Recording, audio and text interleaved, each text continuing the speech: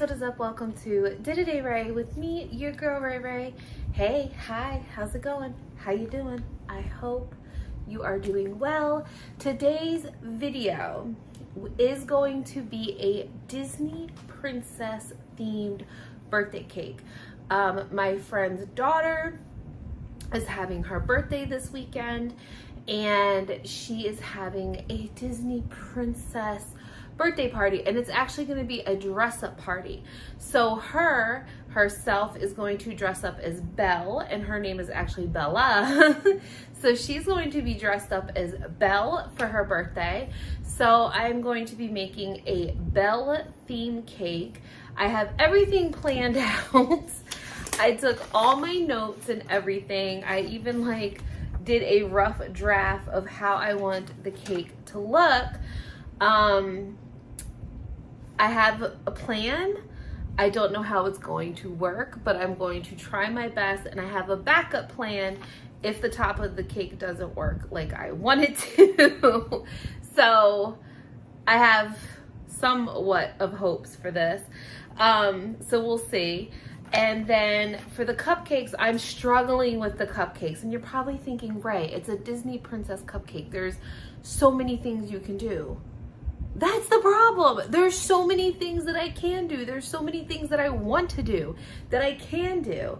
And I'm already late and behind. Like, today's already Wednesday and I'm just now starting this. And usually by now I have at least my backgrounds cut out. I have some pieces already cut out, but I don't have anything. And I have to take it over Saturday morning, which is like, okay, Ray, you have 3 days. Like, yeah, but you guys know cake decorating is very time consuming, and some of the stuff that I wanted to do. So this is the good thing. She only wants 12 cupcakes, which is great for me, but I have 6 princesses that I want to do, and I want to do 2 cupcakes for each. So I'm not doing a Belle cupcake because of course the main cake is going to be a Belle themed cake, but I'm going to do Snow White, Elsa, Tatiana, Cinderella, Ariel, and Sleeping Beauty. And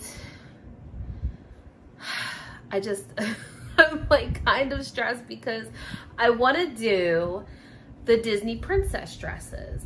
And if you guys remember, I made cupcakes for twins, for my girlfriend's twins last year. And I did 6 princess themed dresses. And then I did 6 superheroes. And I'm like, okay, well, that's cool, whatever. But it's like, I feel like I've already did the princess dress thing on my channel. So do I still do that? But then the other thing that I wanted to do was I actually found these paper craft ornament templates. But instead of making, of course, ornaments, I have them on my Pinterest. I wanted to do the Disney head. So I know I had ordered one of these before, but I cannot find it.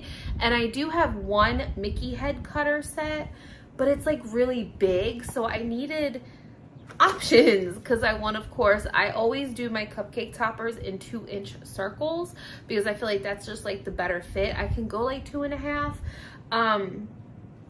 So I did order these Mickey heads cutter set because it comes in 4 different sizes.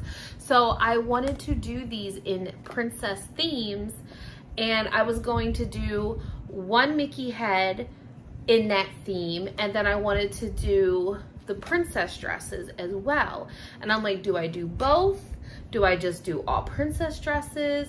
I'm like, because the ruffling using a toothpick takes forever, and I would have to do 24 because it's 2 different layers. So I need to pick my battles, but I also want to make a video. So yeah, I'm just talking out loud. So with that being said, I hope you enjoy the video. I don't know how this is gonna come out or what's gonna happen, so hopefully y'all just stick around and see what's going on. So let's just jump into this mess.